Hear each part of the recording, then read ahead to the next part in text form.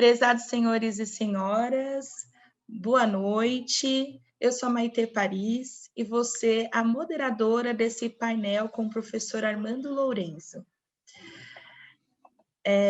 Para levantar questões sobre o papel do líder no cenário atual, o Programa de Capacitação da Empresa em Desenvolvimento Procede FIA tem o prazer de convidar profissionais de diferentes empresas e setores para promover a discussão sobre os desafios da liderança em diferentes contextos. O Procede FIA, Programa de Capacitação da Empresa em Desenvolvimento da Fundação Instituto de Administração, é um núcleo de excelência na gestão empresarial, reconhecido nos campos de educação executiva, de consultoria e de pesquisa. Agradecemos o apoio das seguintes instituições: Associação Brasileira dos Lojistas Satélites, ABLOS, Associação Brasileira de Atacadistas e Distribuidores de Produtos Industrializados, ABAD, Rotary de São Paulo Saúde, Associação Comercial de São Paulo Distrital Sudeste e a todos os convidados que farão perguntas. Para responder às questões, convidamos o professor doutor Armando Lourenço.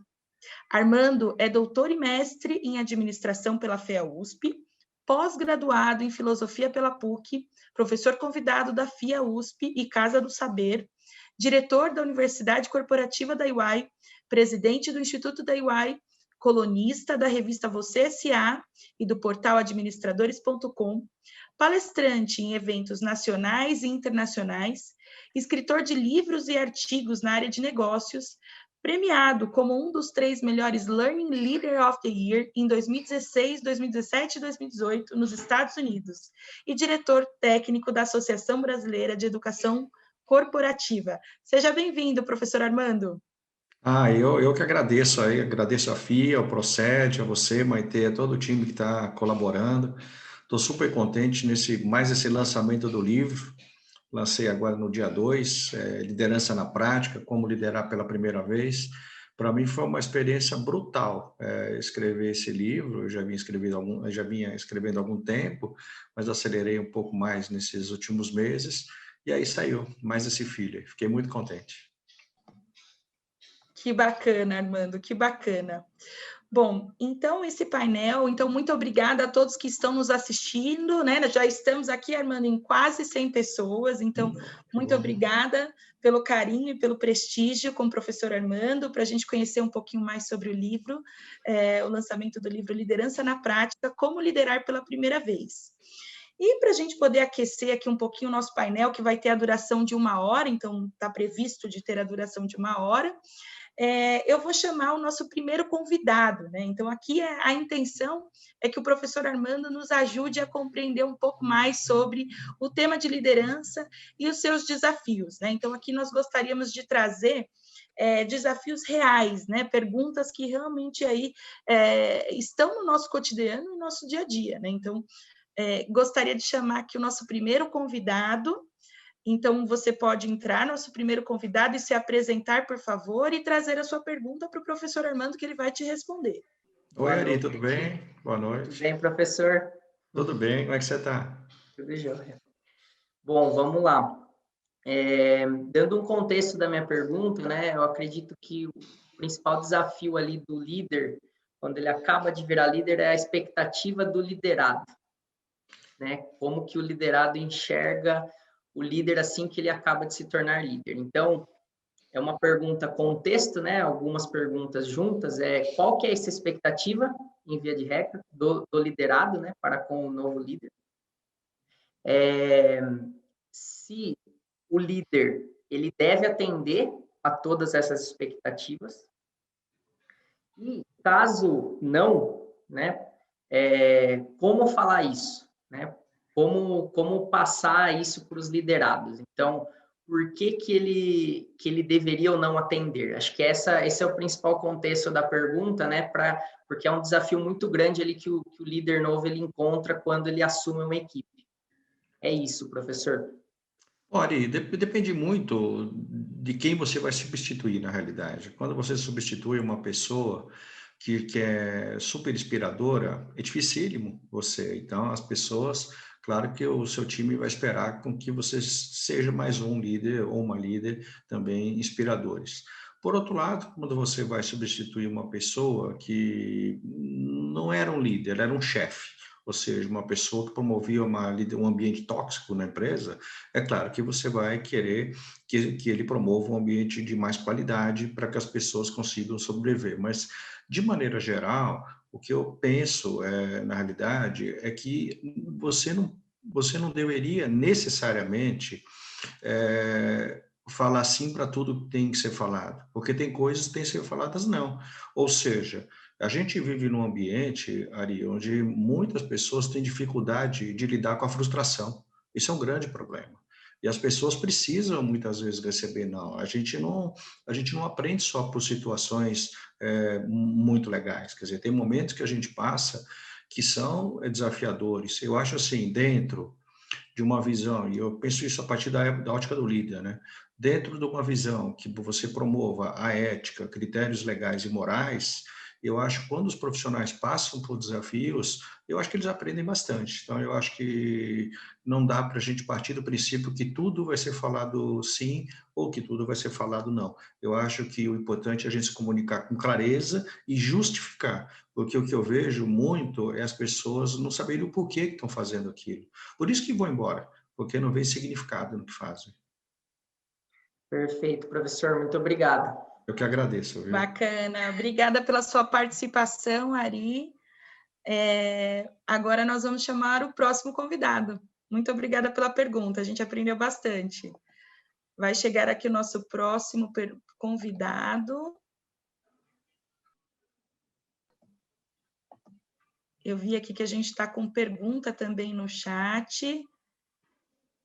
Pessoal, nós vamos só seguir com as perguntas dos convidados e depois a gente vai aqui também dar uma olhadinha no chat, não se preocupem.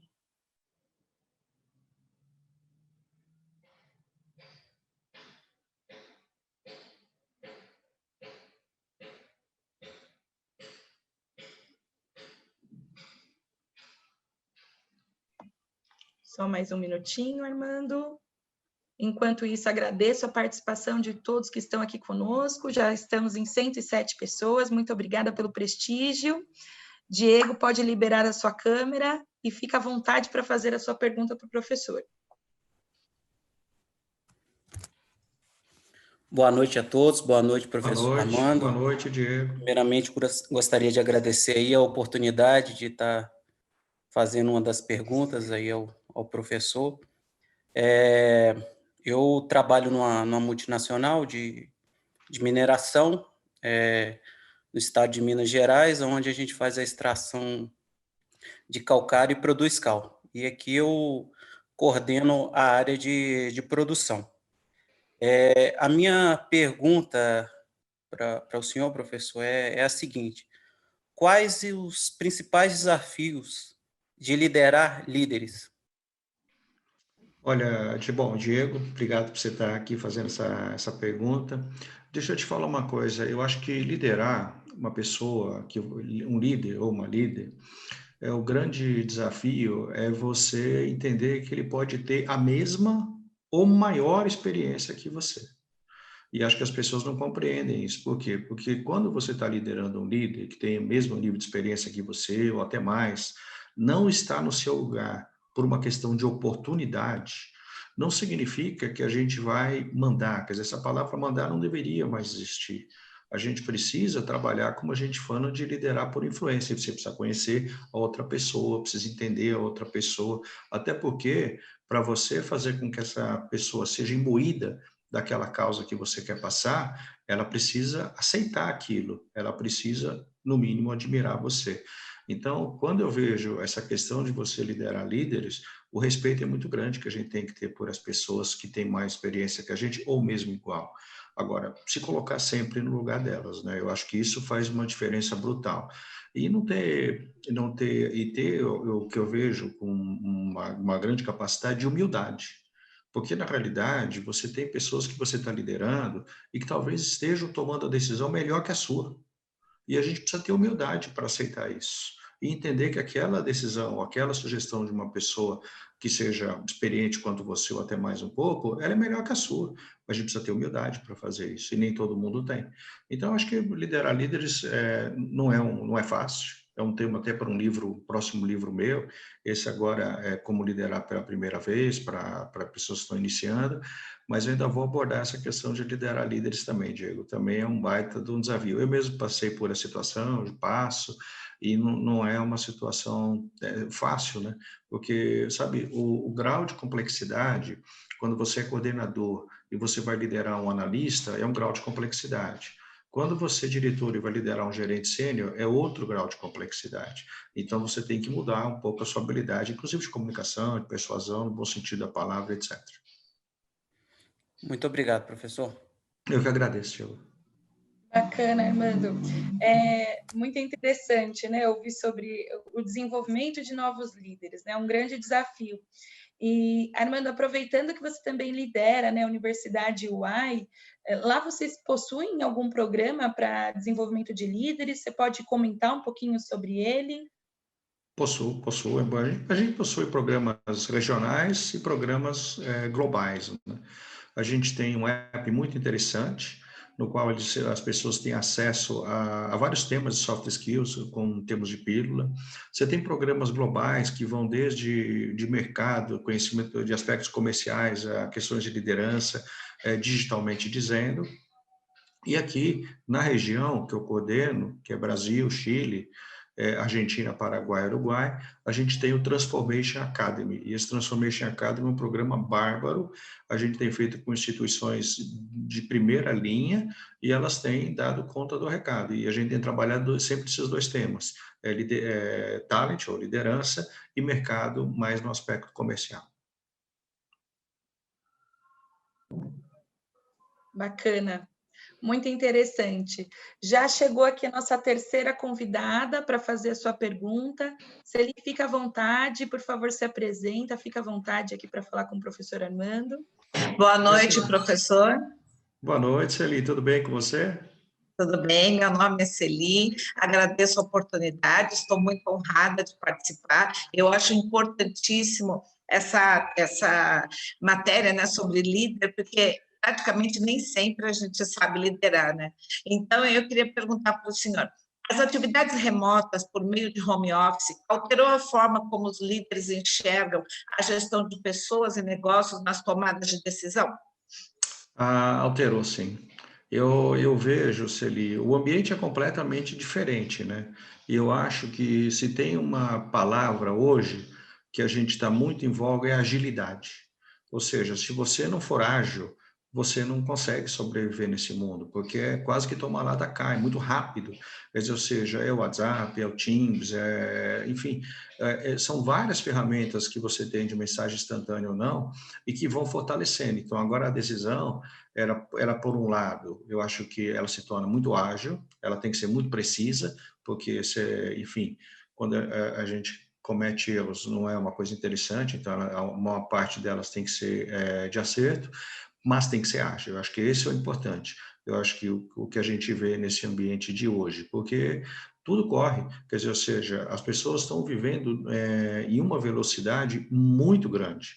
Só para você ter uma ideia, Celi, às vezes eu fico pensando que não tem quase diferença entre o presente e o futuro, sabe? Onde termina o presente, onde começa o futuro é praticamente a mesma coisa, não tem uma linha tão divisória assim quanto a gente imagina. Portanto, ser ágil e adaptável são competências-chave no dia de hoje. Isso facilita muito o processo decisório, porque as pessoas também esperam que você seja ágil, até porque elas também estão sendo cobradas por agilidade. Então, a palavra ágil, daí a gente vê agora muitas organizações trabalhando em gestão de projetos, por exemplo, essas metodologias ágeis, justamente para ajudar as pessoas. Agradeço. Eu que agradeço a você, Celi. Perfeito. Armando, acho que você entrou num ponto bastante interessante que você fala muito no seu livro, né? Então, a necessidade de estar em constante aprendizado e que esse aprendizado seja ágil, né? Então, o que mais você pode contar para a gente, dando um pouco mais de spoiler do seu livro, em que você traz características que são fundamentais para o líder permanecer relevante nesse ambiente de constantes mudanças, né? Então, o que mais você pode trazer para a gente? Olha, Maite, o que eu vejo é o seguinte, imagina hoje, a gente está em 2020, 2021, né, 2020, na realidade, perdão. Você imagina daqui 10 anos, quando a gente 2021, professor, aqui. 2021, é que eu faço Vivemos um ano tão atípico, tá né? certo, 2021. Então, você imagina, daqui 10 anos, a gente está vivendo 2031, ou seja... Então, um jovem hoje, que tenha 14 anos, por exemplo, vai ter 24 anos daqui a 10 anos. E esse jovem de 24 anos daqui a 10 anos vai ser completamente diferente de um jovem de 24 anos hoje.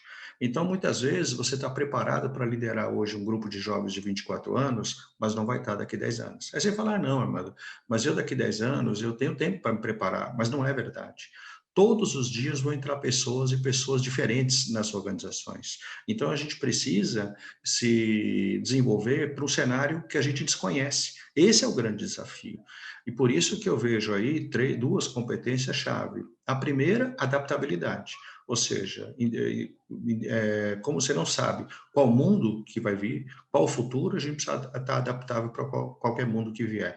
E o segundo, o aprendizado ágil e contínuo. Quer dizer, ou seja, você pega, por exemplo, antes, você fazia uma contratação tradicional, uma contratação, passava por todo aquele processo de recursos humanos para uma pessoa que ia ficar o médio prazo, vamos dizer assim, né, nas organizações, até porque as carreiras são mais curtas.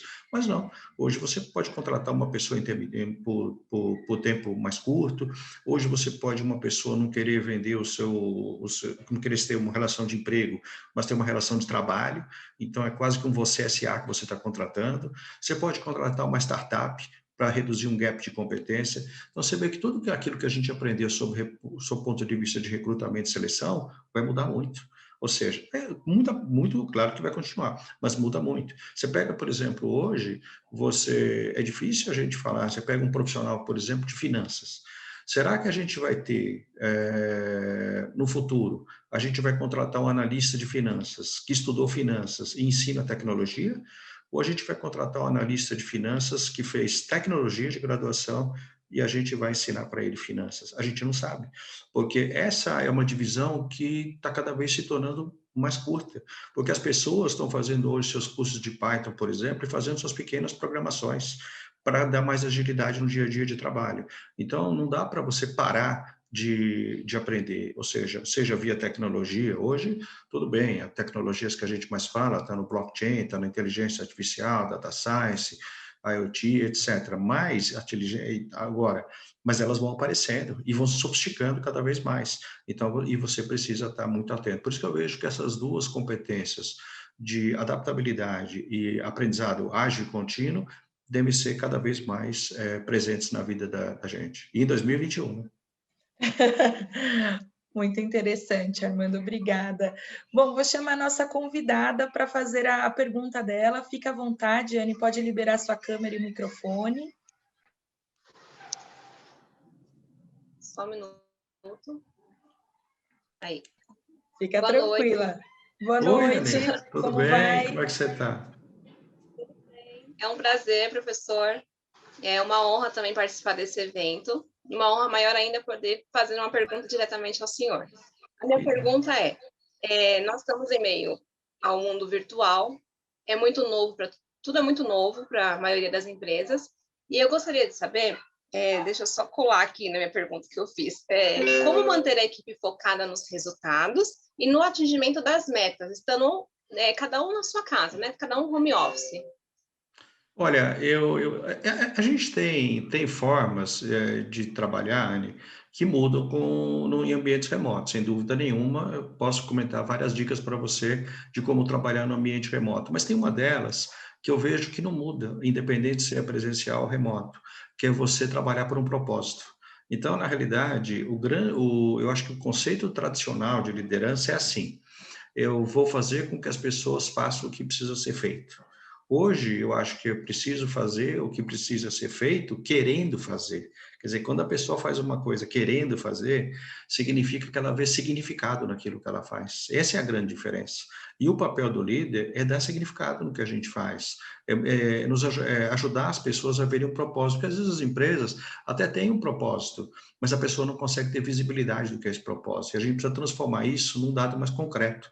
Então, eu vejo quando o líder, na realidade, ele trabalha com aspectos motivacionais, de engajamento, e tem uma causa por detrás, ele vai fazer com que as pessoas alcancem suas metas, mas volto a dizer, querendo alcançar. Porque só alcançar a meta é relativamente fácil você fazer esse tipo de coisa. O difícil é você estar querendo, porque se você não deseja estar naquela organização, não tem propósito de estar lá, ou seja, teu propósito individual não bate com o propósito da empresa, é possível que o colaborador vá embora da organização. E isso não é bacana. Porque, veja, Anne, cada vez mais você como líder, se você tem um time que tem muita rotatividade, que tem muito turnover, você nunca tem um time mais sênior. Você sempre tem um time júnior. E quanto mais júnior for o seu time, pior para o líder, para ele agregar valor, porque você tem time júnior, toda hora você tem que ficar ensinando, você não tem tempo para agregar valor. O seu tempo é só para cuidar da operação. Então, é isso que eu vejo nesse aspecto. Eu acho que, respondendo a sua questão de maneira objetiva, é que tem um problema que hoje tem uma palavra que eu não sei se é mais importante, a retenção. Eu acho, na minha opinião, a palavra mais importante é engajamento. A gente precisa engajar as pessoas. E engajamento, Anny, está extremamente ligado à confiança. Quando você vive num ambiente que você não tem confiança, você não fica engajado. Muito obrigada. Obrigada, Anne, muito obrigada. Acho que pegando esse gancho, professor, eu também gostaria de aproveitar, no seu livro, você cita um caso muito interessante, né? Você fala sobre a importância de engajar os seus colaboradores e a importância da lealdade, né? Então, do time para com o líder. E aí você até faz uma citação em que você diz: não adianta você sair de férias e quando você voltar as coisas já não estarem mais no rumo do que você havia planejado. Comenta um pouquinho para a gente, né, como trabalhar esse aspecto, né, de lealdade, engajamento, como fazer isso no dia a dia, visto que você já tem muitos anos de experiência liderando pessoas e grandes times, né? Na realidade, assim, é claro que quando você pode sair de férias, as coisas mudarem, teoricamente, não há problema se elas mudarem dentro de uma direção que a gente acredita. Ou seja, o problema é quando você vê deslealdade mesmo, é a pessoa passando a perna na outra. Então, quando você começa a acertar coisas no boteco, ou seja, longe da empresa, sem transparência nenhuma, esse tipo de coisa não é lealdade. A gente tem que tomar muito cuidado. Eu, se tiver que trabalhar com pessoa que é desleal, eu não trabalho com essa pessoa, você entende? Isso, para mim, é fundamental, a gente ter lealdade, porque a gente precisa estar seguro nas organizações que a gente está. A gente precisa investir nas pessoas, e a gente precisa saber que essas pessoas que a gente investe sejam leais a gente. Agora, ser leal não significa ser obediente. Ou seja, pelo contrário, ser leal, na realidade, você está próximo da pessoa, você entender o que aquela pessoa deseja e não ter práticas, por exemplo, como talvez a pior delas que eu vejo nas organizações, que é a vaidade. Para mim, a vaidade é o pior dos males que uma organização que uma pessoa pode ter e que as organizações têm de maneira geral. Quer dizer, quando você vê, por exemplo, uma pessoa que pratica só esse tipo de vaidade, e eu falo vaidade não no aspecto estético, porque, por exemplo, o índio, ele vai para uma festa, ele se pinta, tal. Não estou falando nesse aspecto, eu estou falando a vaidade no pior aspecto da palavra. Então, quando você tem pessoas assim, você tem pessoas, por exemplo, que lideram pelo capricho, ou seja, por que ele toma uma decisão? Eu tomei porque sim. E daqui, nós temos aí 124 pessoas participando comigo e com a Maitê. Eu fico pensando, pense nisso que eu vou te perguntar. Você nunca passou por uma situação onde você foi prejudicado e quando você pergunta por que essa pessoa tomou essa decisão, a resposta é assim, porque sim, foi um capricho. não tem nada de racional. Então, isso é muito ruim. Por isso que eu te falo, quando você vê pessoas assim, como é que você vai ter lealdade com uma pessoa que vai liderar com base na vaidade? Não tem vaidade nenhuma. Agora, volto a dizer, a questão da lealdade não significa obediência, são coisas completamente distintas. Pelo contrário, a gente tem que estimular, na realidade, a interação, práticas diferenciadas. Se a gente vive num ambiente de diversidade, é claro que a obediência não deve ser uma coisa só de primeiro lugar, não. Claro. Claro, eu sei que já chegou o nosso próximo participante, mas eu estou aqui, pessoal, tentando trazer alguns spoilers do livro, tá? Então, eu já li o meu e aproveitando que você começou a falar sobre isso, professor, eu comecei a refletir que lá no seu livro, achei muito interessante como você aborda a questão não só de motivação e inspiração, que obviamente são importantes, né? Então, criar uma referência, influenciar pessoas é muito importante. Mas eu gosto muito do que você traz, dizendo o que não fazer também para não as desmotivar, porque o comportamento do líder, ele impacta diretamente, né? No estado do liderado, enfim, na produtividade dele, quando ele faz algumas coisas que não são bacanas, né? Então, queria que você comentasse um pouquinho, né, que no seu livro Liderança na Prática, Como Liderar pela Primeira Vez, você fala sobre isso. Então, queria que você desse aqui algumas dicas do que nós, novos líderes, não podemos fazer. Olha, eu vejo o seguinte, Maite, eu fiz 2 pesquisas nesse tema, uma em 2018, outra em 2019. E a pergunta era muito clara, né? Assim, eram várias perguntas, mas uma questão era central. O que o seu chefe faz para desmotivar as pessoas? Então, quando eu via o resultado dessa pesquisa, eu até me assustava. Eu falava assim, nossa, em 2018 tem pessoas que gritam, tem pessoas que xingam, tem pessoas que mentem, tem pessoas que fazem intrigas, tem pessoas que prometem e não cumprem, são coisas que não deveriam mais ter em 2018, eu imaginava isso. Quando eu fiz em 2019, deu praticamente as mesmas coisas. E quando eu comparo com a década de 90, numa pesquisa do Euclides Barbulho, que também eu me inspirei nela para fazer essa pesquisa em 2018 e em 2019, dá praticamente as mesmas coisas, ou seja, então você tem pessoas, e por isso que eu coloco no livro, eu vejo isso, ou seja, é um contra-exemplo, é para você aprender pelo contra-exemplo, para você não fazer aquilo. Eu tenho um canal no YouTube, canal do Armando Lorenzo, e lá tem um vídeo que eu coloquei, eu divulguei uma das pesquisas, Como Desmotivar as Pessoas. O título é estranho, mas é para a gente aprender pelo contra-exemplo, ou seja, não é bacana. E você tem pessoas que desmotivam tanto que criam um ambiente tóxico, as pessoas ficam doentes nas organizações. Essa é que é a grande realidade. Doente mesmo. Psicologicamente, muitas vezes, né? Perfeito, Armando, perfeito. Muito obrigada. Convido o nosso próximo participante, painelista. Fica à vontade, André, por favor. Bem, boa tarde, boa noite. Prazer estar aqui, obrigado pela oportunidade. Meu nome é André Gomes, tive o prazer de ser aluno do professor Armando. Atualmente eu trabalho na equipe global de marketing do laboratório farmacêutico Merck Sharp Dohme. Não consigo fugir de trazer o tema em voga, até porque eu assumi uma posição de liderança nessa área durante a pandemia. O que eu queria questionar, perguntar a visão do professor como a gente trabalhar, por exemplo, conceitos que o senhor explicou ou ideias que o senhor colocou de buscar conhecer a equipe, ser humilde, ser adaptável, ao mesmo tempo buscar motivar e ser um líder inspirador, quando se trata de uma situação em que geograficamente, fisicamente, isso é absolutamente impossível. Por exemplo, na situação que eu vivo, e tenho certeza que muitos colegas já viveram, de trabalhar em empresas com multigeografias, multiculturas, multietárias, enfim, como abordar tudo isso, professor, e de fato ter uma transição positiva de um contribuidor individual para um líder em primeiro estágio? Olha, bom, Gomes, foi bom te ver, ainda bem que foi legal estar te vendo de novo. Deixa eu te falar uma coisa, você sabe, quando a gente assume uma posição de liderança internacional, vem logo um primeiro tema, assim, será que a pessoa fala inglês, é fluente no inglês e tal?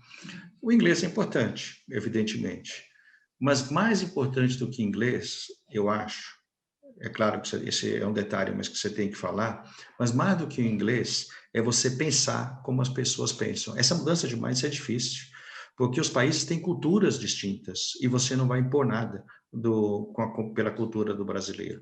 Então, para a gente conseguir fazer com que seja feito algo, você precisa influenciar no bom sentido as pessoas, conhecendo as fragilidades e potencialidades de cada um. Então, eu vejo que por mais que os times estejam trabalhando globalmente, eu também trabalho globalmente com lideranças distantes, mas em alguns momentos, eu participei de um projeto agora, de uma implementação de uma plataforma que a gente fazia, pelo menos uma vez por ano, reuniões onde se reunia todo mundo. E aí, todos os líderes de região, a gente fazia essas reuniões. Você sabe que esses encontros talvez representassem 1% das nossas interações, mas a gente conseguia resolver muitas coisas. Então, eu não acredito num ambiente totalmente virtual, mas eu concordo com você que, por exemplo, depende da tua posição, as viagens vão ser muito escassas e cada vez mais. Então, eu acho que mesmo que a gente use recursos de tecnologia, a gente tem que estar próximo das pessoas. Eu acho que as duas coisas são claras para mim. Gomes, está muito próximo de quem a gente lidera, e isso independe de a gente estar presente ou não. Esse é o primeiro passo. O segundo é você entender como a pessoa raciocina, qual é o modelo mental que essa pessoa tem, para você, quando for trabalhar, não trabalhar a partir da tua lógica. Você tem que trabalhar para influenciar a pessoa, no bom sentido da palavra, a partir da lógica dela. Quer dizer, ou seja, você pega, por exemplo, esse é o conceito claro que a gente tem de liderança por influência. Então, por exemplo, imagine você tem um profissional que por algum motivo ele está inseguro para fazer aquela atividade. E você vai motivá-lo desafiando. Só que desafiar é uma coisa que você quer ser desafiado, mas não a outra pessoa. Se ele está inseguro, quanto mais desafio, mais inseguro você deixa a pessoa. Então, aquela pessoa a gente tem que abraçar e ajudar. Agora, veja, eu vou te dar um exemplo, Gomes, que eu vou falar uma questão de filhos, mas depois você transporta para a empresa. Isso bate em qualquer nível que eu vou te falar, Gomes. Porque eu vou te falar, a gente tem profissionais júniores, ou momentos júniores que a gente passa na carreira, como presidente, como diretor, como gerente sênior, como gerente, em todos os momentos a gente tem alguma situação júnior. Mas, por exemplo, eu tenho 2 filhos, meu filho Pedro tem 23 anos e minha filha 25, a Marcela. Quando eles estavam no berço, eles eram bebês, eu queria cuidar deles. Então, o medo que eu tinha que acontecesse alguma coisa, eu colocava o dedo no nariz, eu estava cuidando. Quando meus filhos, na realidade, ficaram adolescentes, a pior coisa que você pode fazer com o adolescente é entrar no jogo do adolescente, você perde todas as brigas. Então, você tem que conversar. E quando o filho vira adulto, você tem que aconselhar. Agora, faz uma analogia nisso que eu te falei, e veja se na empresa que você não trabalha, independente da idade ou país, você não tem um funcionário que é bebê e você precisa cuidar, você não tem um funcionário que é adolescente e precisa conversar, e não tem um funcionário, na realidade, adulto que você só precisa aconselhar. Sabe aquele que voa sozinho? Você não precisa fazer quase nada? Mas a gente precisa entender a lógica das pessoas. O problema é que, para isso, você precisa se colocar no lugar delas. E não é fácil, porque quando você vai escrever, por exemplo, um artigo, e você quer colocar para outros países, por exemplo, não é só verter o idioma para o inglês, é você escrever de uma forma que as pessoas interpretem dentro da lógica dela. Eu acho que esse é o ponto-chave. Agora, você toca num outro ponto, Gomes, que eu vejo muito, essa competência de globalização que as pessoas estão. Agora a gente está na época da pandemia, está com dificuldade, etc. Mas eu acho, assim, particularmente, as pessoas que têm, acredito que na empresa que você esteja global, talvez você tenha essa oportunidade. As pessoas que têm a oportunidade de fazer uma carreira internacional, mas passar um tempo fora do Brasil, isso colabora muito para a mudança de mindset, muito. E não é uma questão de você fazer um treinamento de interculturalidade, sabe? Aqui no Brasil, aprender a lidar com o valor de outro país, não é viver mesmo. Por exemplo, você vai viver na Inglaterra, em Londres, você vai trabalhar com uma pessoa da Índia, uma pessoa de Israel, uma pessoa da Alemanha, uma pessoa do Japão, tudo na mesma sala. É muito mais comum do que a gente ver essa diversidade aqui no Brasil. Você aprende naturalmente a lidar com isso, mas às vezes a gente tem que vivenciar mesmo. Muito obrigado, professor. Eu que agradeço, Campos. Muito bom, Armando. Puxa, Acho que o chat aqui, o pessoal ficou comentando bastante, estamos gostando bastante aqui das suas respostas, enfim, dos aprendizados que estão tendo. E eu achei muito interessante, vou quebrar um pouquinho aqui o protocolo, né? Vamos fazer aqui, estamos ao vivo, então acho que eu tenho essa liberdade também. A gente tem uma pergunta aqui, Armando, que eu achei muito interessante, que é do José Augusto, né? José Augusto Tavares, ele pergunta: o que fazer se o liderado não está com bom desempenho? E aqui me lembrou muito de um dos capítulos em que você não fala só sobre feedback, mas você fala também sobre o feed forward, né? Então, eu queria que você falasse um pouquinho sobre isso para a gente responder juntos a pergunta do José. O que eu vejo, assim, José e Maitê, eu vejo que a gente tem hoje 14 milhões de pessoas desempregadas, aproximadamente, 14,2. É muita gente. Uma parte, quase 1,5 milhão, saiu na pandemia, mas outros 12 milhões não saíram necessariamente pela pandemia. E uma parte dela saiu por falta de feedback e feed forward. Você sabe o que eu vejo? Que é uma pena isso. Para falar a verdade, eu acho desumano, para não falar desonesto. É quando você desliga uma pessoa e para essa pessoa é uma surpresa que ela vai ser desligada. Às vezes, você desliga alguém por uma questão de estrutura, uma questão de custos, é compreensível. E ainda eu vejo pior. Alguns chefes, não líder, um chefe, ele quer fazer uma avaliação de performance no dia da demissão. Quer ajudar a pessoa? Tivesse feito isso 8 meses atrás e sinalizado para a pessoa. Agora, não adianta só sinalizar o que ela tem de melhorar. Muitas pessoas, como eu estava falando com o Gomes, são júniores em algumas situações e a pessoa não sabe sair dali. Então, entra o feed forward. Quer dizer, é você ajudar a pessoa a sair daquele estágio A para ir para o estágio B, sair daquela situação, porque é um mundo triste quando você pontua por uma pessoa e ela não sabe sair dali. Agora, pior ainda é quando esse chefe, não líder, não tem repertório para ajudar. Aí fica o pior dos mundos. Agora, isso não quer dizer que você não possa desligar uma pessoa. Eu acho só que se antes de desligar, a gente tem que dar oportunidade para essa pessoa. E também verificar, nessas conversas de feedback, ter uma abertura, porque às vezes a pessoa não está se dando bem na sua área, mas ela está querendo fazer uma carreira numa outra área, e você pode ajudar essa pessoa a ir para uma outra área. Às vezes, quando você vai dar o feedback, também não é só falar, eu acho que tem que escutar muito, é muito mais a escutatória do que a oratória. Então, você precisa escutar a pessoa, é como o médico faz, ele ausculta, sabe? Porque você precisa sentir, sentir eu não digo, mas você precisa entender o que essa pessoa está passando, para que você consiga ajudá-la. Então, eu acho que é nesse ponto. Eu vejo quantas pessoas foram desligadas das empresas, nesses 14 milhões, e poderiam estar trabalhando se tivessem tido uma oportunidade. Perfeito, Armando. Perfeito, muito obrigada. Bom, gostaria de chamar o nosso próximo convidado para fazer a pergunta dele. Fica à vontade, Gabriel. Boa tarde, vocês estão me ouvindo? Tudo bem, Gabriel? Tudo bem com você? Como é que você está? Professor, é um prazer inenarrável essa tarde maravilhosa aqui com o senhor, com todas essas carinhas conhecidas aí. Eu bati um olho aí na lista, muita gente conhecida, que legal, que legal. Agradeço muito pelo convite, professor, para essa troca de conhecimento com uma pessoa ilustre, assim como o senhor. Estou muito feliz, saudades das nossas aulas, inclusive. Eu já estou pensando em emendar um novo MBA aí para a gente não parar, né? Não podemos parar. Professor, queria aproveitar, então, toda a sua expertise e compartilhar um pouco do que está acontecendo, tá? O que acontece? Eu também me mudei recentemente, aí no início da pandemia, então eu tive uma proposta aí para assumir um cargo de gerência regional sênior na Reckitt Benckiser, né? A Reckitt Benckiser é um grande conglomerado aí de marcas, de produtos de limpeza, farmacêutica, etc. Então tem Veja, Vanish, SBP, muitos produtos. O que acontece, professor? Quando eu entrei, eu fiquei responsável pela seguinte área, só para você começar a entender meus desafios. Por todo o Centro-Oeste, por Mato Grosso, Rondônia e Acre. Então, em todos esses estados, eu sou responsável pelos clientes e pelas equipes, né? Então, aí, pegando o gancho um pouco da pergunta que a Anne Ramos começou. Como manter uma equipe motivada em home office? É o primeiro ponto. E depois, vem... quais os principais segredos que você pode compartilhar um pouco para a gente manter uma boa gestão e liderança de equipe assim, à distância, fisicamente, né? Então é um pouquinho do meu desafio, do nosso desafio. Tem muitas pessoas com o mesmo desafio.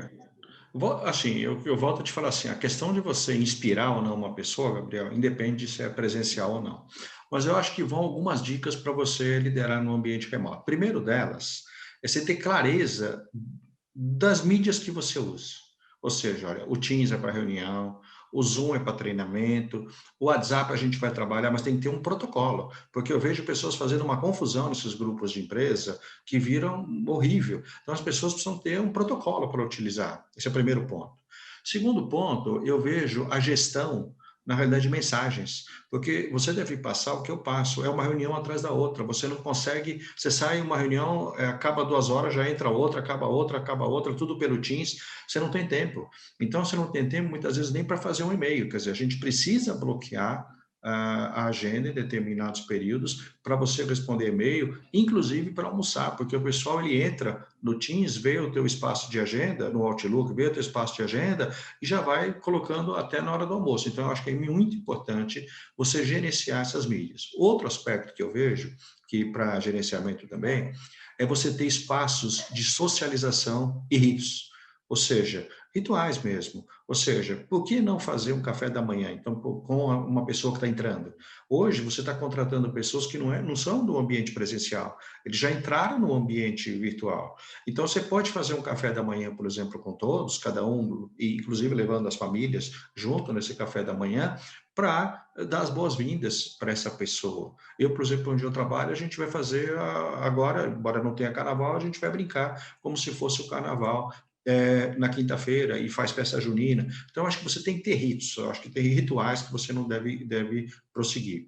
Uma outra coisa que eu vejo também é a empatia e escolha de palavras. Porque, sabe, hoje, dependendo da palavra pela qual você colocou, e não adianta você ter um emoji só na realidade, dependendo da palavra que você coloca, você cria um mal-estar muito grande do outro lado. Só que a gente vive num ambiente virtual que esses fantasmas, eles começam pequenininhos e eles se tornam enormes. Então, a gente tem que tomar muito cuidado com a forma que a gente escreve. Esse é um outro ponto. E o segundo, o feedback. Mas o feedback de mão dupla. Eu acho que da mesma forma que você passa o feedback e ele tem que ser rápido, você tem que escutar das outras pessoas. Porque, volto a dizer, esses fantasmas vão acontecendo, eles vão crescendo muito. Porque quando você está num ambiente presencial, ou você encontra a pessoa no corredor para bater um papo, ou alguém da outra área bate um papo com você, você vai aliviando, mas no ambiente virtual, muitas vezes você não tem essa possibilidade. Por isso que o feedback é muito importante. E para finalizar, eu acho assim, conversas difíceis, Gabriel, você tem que continuar tendo e rapidamente, porque é o que eu te falo, nesses ambientes, quanto mais você deixa acontecer, pior fica na cabeça das pessoas. Você imagina, tem pessoas que estão morando numa casa, moram sozinhas, estão lá 1 ano, estão lá há quantos meses? 9 meses morando praticamente sozinho numa casa, não tem muitas vezes com quem conversar, basicamente só o contato virtual que a gente tem. Como como mexe na cabeça das pessoas esse tipo de coisa. Por isso que eu acho que conversas difíceis, eu acho que a gente tem que tomar e tem que ser muito rápido. Acho que essas são algumas dicas que eu vejo, porque, veja, senão a gente não vai conseguir trabalhar. Agora, tem que ter proximidade, viu, Gabriel? E o ambiente remoto, ele não elimina a proximidade. Eu acho que você pode passar uma mensagem, conversar com uma pessoa. Aliás, às vezes é até mais fácil você ter um contato de proximidade no ambiente virtual.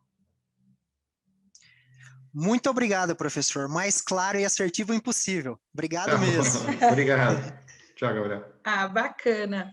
Nosso próximo convidado está chegando, Armando, mas eu queria aproveitar, né? Então, pensando que você tem aí longos anos de experiência na carreira corporativa, eu sei que a pandemia acelerou e todo mundo está trabalhando à distância, mas eu acho que você já faz isso há algum tempo, né?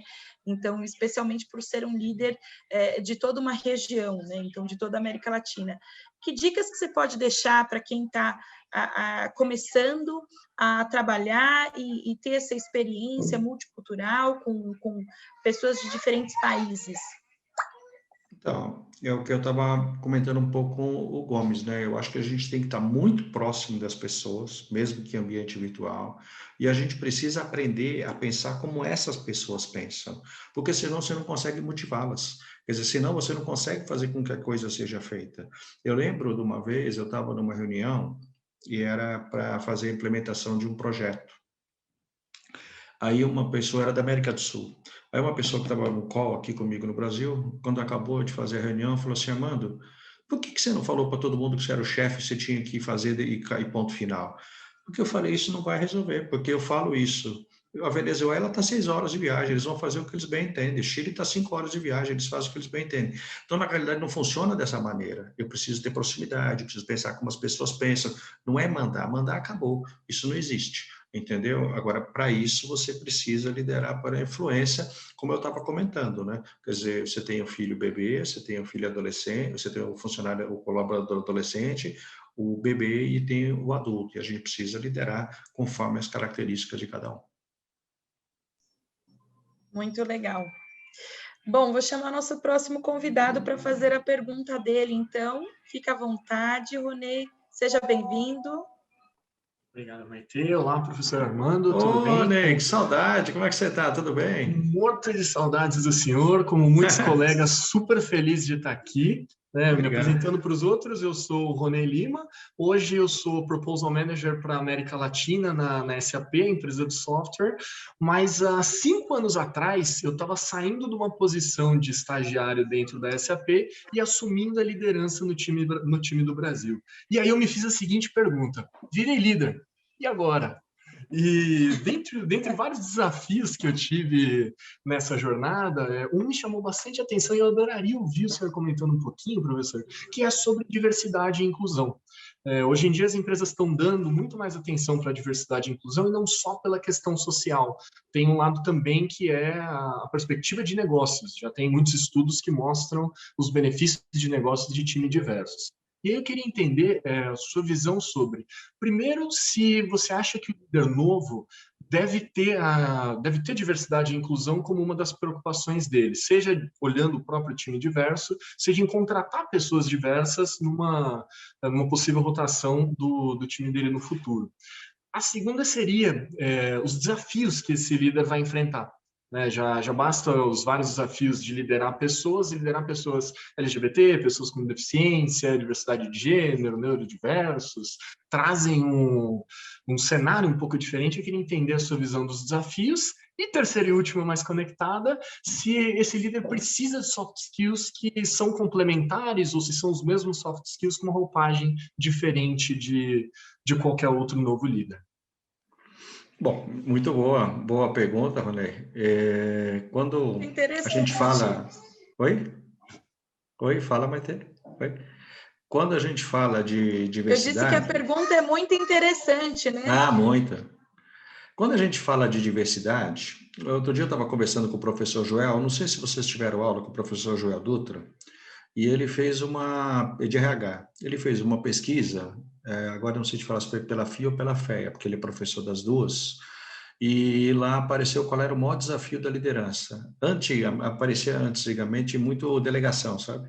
E agora vem aparecendo só diversidade. Quer dizer, os líderes não sabem lidar com a diversidade. Agora, o primeiro passo para você lidar com diversidade é você respeitar as diferenças. A gente precisa aprender a respeitar as diferenças, sabe? Eu acho que você pode, por exemplo, até discordar de uma pessoa, mas você não pode desrespeitar uma pessoa. Eu acho que são coisas completamente diferentes. E quando eu vejo uma outra competência-chave, é difícil você falar uma só dentro de diversidade, sabe? Você tem várias conexões, né? Uma delas eu acho que é a empatia. Eu vejo a empatia é chave.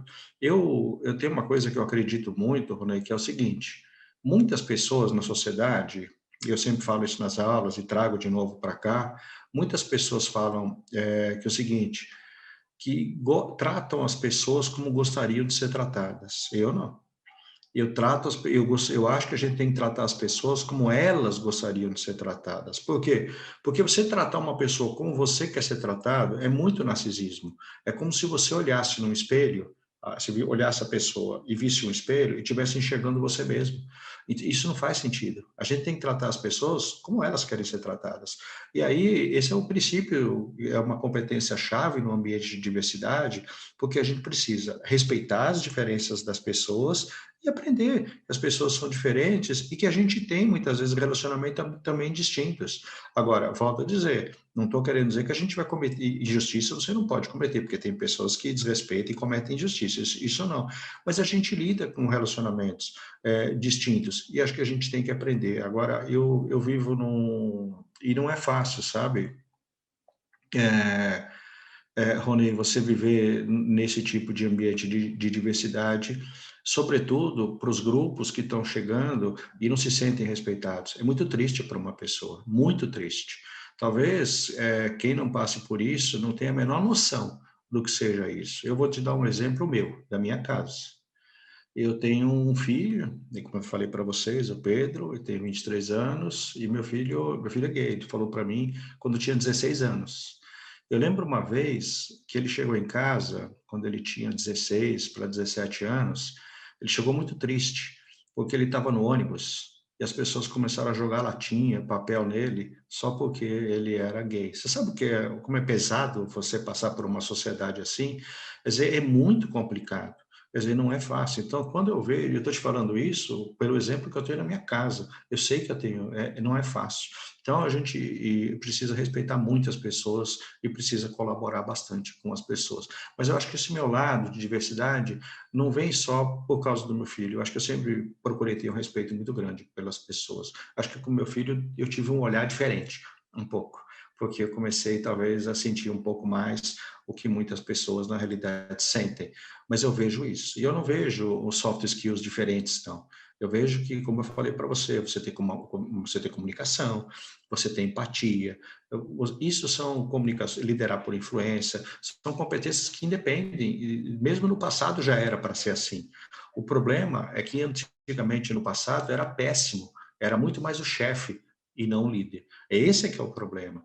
Então, na realidade, as competências já eram para ter sido desenvolvidas há muitos anos atrás.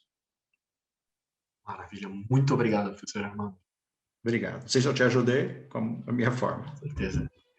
Obrigada, Unei. A gente sabe como é desafiador criar esse ambiente inclusivo e eu acho que preparar os líderes para isso é super importante, né? Com as competências que o Armando trouxe aqui para a gente. E com isso a gente recebe o nosso 8º convidado. Fica à vontade, Paulo, por favor. Muito obrigada pela sua presença. Obrigado, Rony.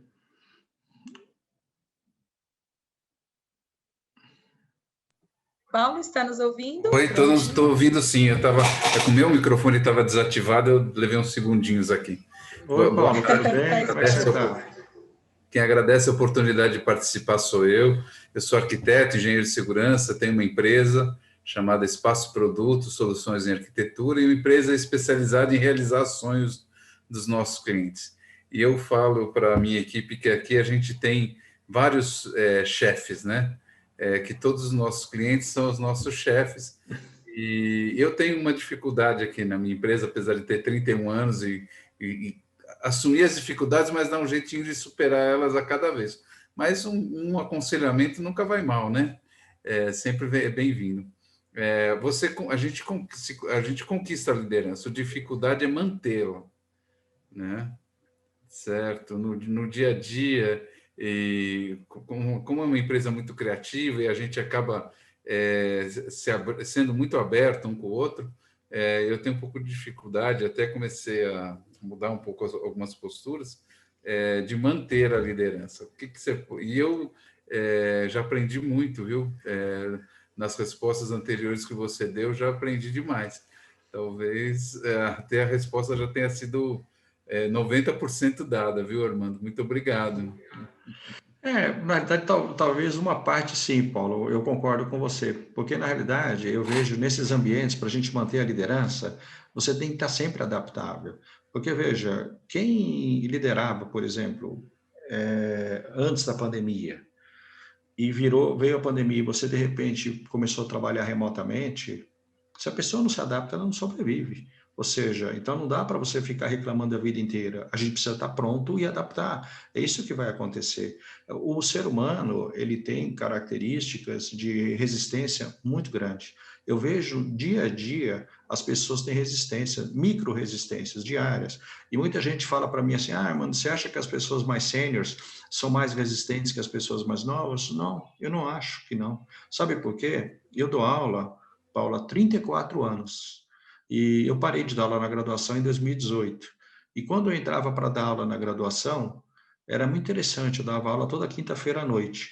E os alunos estavam sentados no mesmo lugar. Os alunos de 18 a 24 anos não mudavam nem de lugar. Você quer mais resistência do que você não mudar nem o lugar de onde você senta numa faculdade? Então, quando a gente é resistente, a gente é que muitas vezes, quando te pedem para fazer diferente, você interpreta aquilo como um erro, você nega o erro e não muda. É importante a gente entender que é um aperfeiçoamento. A venda da mudança, eu acho que é muito importante. Por isso que eu noto que ainda essa competência de adaptabilidade, ela é fundamental para a gente continuar se mantendo líder. A segunda é a confiança. Você perdeu a confiança, acabou a tua liderança. Então, esse é difícil, é muito difícil conquistar novamente, né? Porque que é uma quebra, né? Muito grande. Ixi, tá no mudo ainda, Paulo. Deixa eu desativar aqui. Tá. Paulo, já desativei aqui. Não, aqui a questão é que é tudo muito transparente. As pessoas, nós não temos salas fechadas, eu gosto desse ambiente amplo, então as pessoas vêm fazendo aqui, acertando a compra do supermercado, fazendo isso e aquilo, e eu percebo que essa intimidade não é, para algumas pessoas não faz diferença nenhuma, e para outras não é muito salutar, entendeu? Tá. Eu acho E com a ida para o home office, ficou um pouco melhor, porque metade da equipe tá nas suas casas. São 6 pessoas aqui, eu tenho 3 aqui comigo, que são os mais próximos, que eu preciso muito contato, e eles aceitam vir, até porque moram muito perto, e os outros 3, que eram os que eu tinha mais dificuldade, estão trabalhando de casa e a gente controla pela produção. Ficou mais fácil assim, mas não é um aprendizado que eu ainda preciso melhorar. Todos nós. Tá? O aprendizado é constante. Paulo, muito obrigada. Muito obrigado. Quem agradece sou eu. Obrigado mesmo. Obrigado. Mas só para a gente lembrar, pessoal, eu estava falando para vocês do livro que eu publiquei agora, semana passada, no dia 2, Liderança na Prática, Como Liderar pela Primeira Vez, ele está na Amazon. Essa semana vai entrar nas outras, Americana, Submarino e tal, mas ele já está lá na Amazon. Então, quem quiser, tem alguma parte do que eu falei aqui, já está lá. Legal, Armando, muito obrigada. Eu passei o link, inclusive, do livro, né? Então, Liderança na Prática, Como Liderar pela Primeira Vez. Está disponível na Amazon. Também queria agradecer a todas as pessoas que enviaram aqui, Armando. A gente recebeu inúmeras perguntas, mas realmente a gente quer respeitar o nosso tempo que tinha sido estabelecido. Então, quero agradecer a todos que mandaram aqui perguntas. Peço que vocês mandem as suas perguntas nas mídias do professor Armando. Ele responde, sim, tá? Algumas pessoas até brincam, né? Mas ele responde, mandem pelo LinkedIn, pelo Instagram, ele vai ficar muito contente em ajudá-los com a sua dúvida sobre liderança. E também a gente teve aqui algumas perguntas, então queria agradecer também Rodrigo e Fábio da Paid Personnel e também o Fábio da Globo. Além de todas as pessoas que participaram aqui conosco. Armando, você quer fazer alguma consideração final antes de nós darmos tchau para todas essas pessoas? Eu acho que 2 coisas eu vejo, sabe, Maitê? Primeiro, que liderar não é um privilégio. Liderar é uma responsabilidade que a gente tem com as pessoas. É uma responsabilidade muito grande. Esse é o primeiro ponto. E o segundo ponto é que a gente tem que tratar as pessoas como elas desejam ser tratadas e não como a gente quer ser tratado. Acho que essas são as 2 mensagens que eu passo. Bom, com essa mensagem a gente encerra essa live, que pode ser assistida novamente e revista no canal do YouTube do Procede. Muito obrigada e até logo. Tchau, tchau.